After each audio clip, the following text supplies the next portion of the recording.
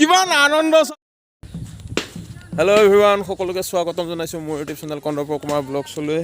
মই বৰ্তমান আহি আছোঁ আজি এতিয়া কি বুলি ক'ম আপোনালোকক, শিলচাং তথা খোলা ৰাজ্যৰ আজি গৰু বিহু ইয়াত উদযাপন কৰি আছে। আৰু মোৰ লগৰ বন্ধু আছে দীপাংকৰ দেউৰী আৰু বহুত আছে, চাই থাকক শেষলৈকে ভিডিঅ'টি। আৰু এয়া আহি পাই গ'লোঁ, এয়া মোৰ বন্ধু দীপাংকৰ দেউৰী। মোৰ আগৰ ভিডিঅ'ত আছে আৰু তেওঁলোক দুইজন, আৰু এইটো এটা কি বুলি ক'ম, তালুকদাৰ নহয় বাৰু, দিবাকৰ দেউৰী। ভাল পৰিচয় দিছোঁ, একদম কান্ধত ঢোল লৈ ধুনীয়া সুন্দৰ পৰিৱেশত। আজি ডিঙিত গামোচা এখন লাগিছে, গামোচাখন মানে কি থৈ লৈছোঁ, মানে বোকা লাগিছিল যে। ঠিক আছে, এই পাতৰ অৰ্থ কি বুজাই দিয়ক মোক, লগতে ৰাইজক বুজাই দিয়ক। অলপ পিছত মই বুজাই আছোঁ। প্ৰথম বজাব লাগিব, কাৰণ বজোৱাৰ পিছত ইয়াৰ যিটো সুৰ আহিব তেতিয়া মানে কি এই সুৰে সুৰে বুজাবৰ নিশ্চয় যায়। এইটোত মানে পাতি দিয়া যায়, আসন পতা হৈছে। এইটো মানে এয়া গৰু লৈ আহি আছে। এইটো মানে এইটো কিয় দিয়া যায় জানা? এইটো মানে কথাটো হৈছে কিছুমান মানে গৰু গাইবোৰ এই পথাৰ জগে নহয়, মানে এইটো মানে আজি হেৰি দিব, মানে যদি পথাৰত আজিৰ দিনটোত নহয়, পথাৰত মানে এই বছৰটোত এই বছৰটোত মানে যিবিলাক গায়ে মানে পথাৰত পোৱালি দিব, এইটো ভাৰ দিব লাগিব। এইটো পৰম্পৰা আৰু পৰম্পৰা হয়, এইটো গৰুখীয়া ৰাইজ আছে আমাৰ। মানে এয়া সকলোকে দেখুৱাইছোঁ। এখেতৰ পৰিচয়টো দিবৰ বাবে অনুৰোধ জনাইছোঁ। আপোনাৰ নামটো? মোৰ কমলাৰ দেউৰী। আৰু আপুনি ৰজা ঘৰৰ কি হয়? মই ধৰ সৰু গৰুখীয়াৰ ফালৰ পৰা পালি গৰখীয়া। আজি তেখেতৰ বিশেষ দায়িত্ব আছে।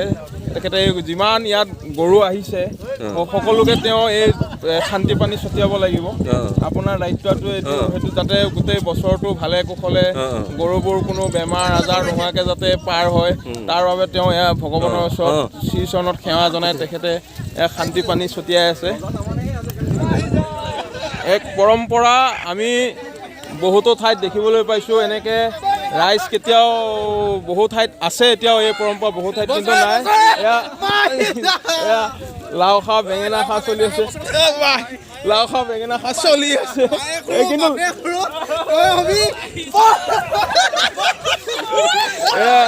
লাও খা বেঙেনা খা গৰুক মাৰাৰ পিছত সকলোৱে নিজৰ মাজত মাৰি আছে।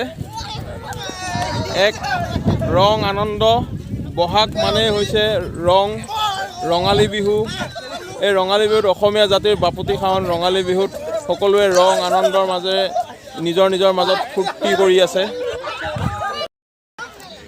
এই গৰু বিহুত যি পঘা সলোৱাৰ পৰম্পৰা আছে, ইয়াতো সেই পৰম্পৰা আজিও অটুট আছে। আমি দেখিবলৈ পাইছোঁ প্ৰত্যেকে হাতত পঘা লৈ আহিছে। কিন্তু ইয়াৰ এটা বিশেষ তাৎপৰ্য হয় কি, আমি বহু ঠাইত দেখিবলৈ পাওঁ নতুন পঘা সলোৱা হয়, কিন্তু ইয়াত আমি দেখিবলৈ পাইছোঁ সকলোৱে হাতে পুৰণা পঘা, নহয় জানো? ইয়াত পুৰণা পঘাহে সলোৱা হয়। ইয়াৰ এক বিশেষ তাৎপৰ্য আছে। তেওঁলোকৰ পৰা ইয়াৰ ভিতৰত যিজন ব্যক্তিয়ে বিশেষকৈ এই বিষয়ত অকণমান জনা বুজা, তেখেতক দুআষাৰ মন্তব্য ৰাখিবৰ বাবে অনুৰোধ জনাইছোঁ। আমাৰ পৰম্পৰা আগৰ পৰাই আছে, এইটো নিয়ম নীতি।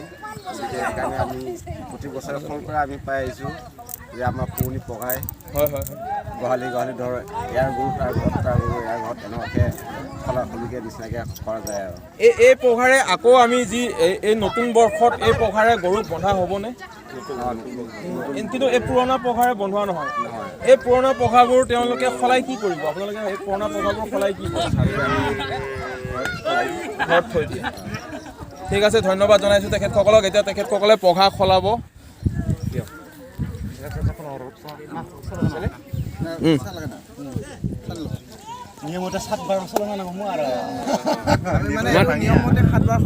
মানে ইজনে সিজনৰ লগত এনেকৈ প্ৰত্যেকজন বেলেগ ব্যক্তিয়ে এওঁ যদি এওঁৰ লগত সলাইছে আকৌ তেওঁ আকৌ বেলেগ এজনৰ লগত সলাব, ঠিক তেনেকুৱা ধৰণৰ। হয়। এইবোৰ সলোৱা হয়, যিটো মানে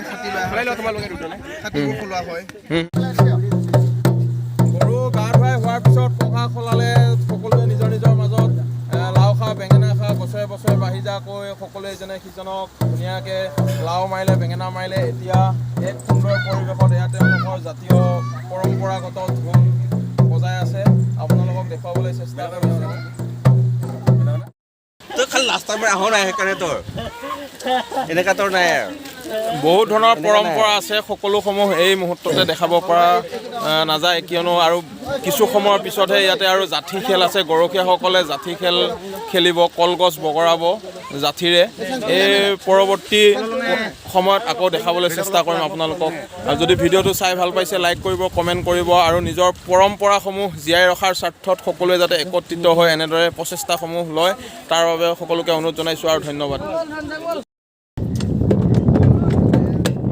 এয়া এতিয়া বিহুৰ যি গৰু বিহু আছে গৰু গা পা ধুৱাই বছৰটি যেন তেওঁলোকৰ গৰুবোৰৰ কুশলে পাৰ হয় তাৰ কামনা কৰি এতিয়া সকলোৱে ঘৰা ঘৰি ধুনীয়াকৈ তেওঁলোকৰ পৰম্পৰাগত ঢোল বজাই বজাই ঘৰলৈ গৈ আছে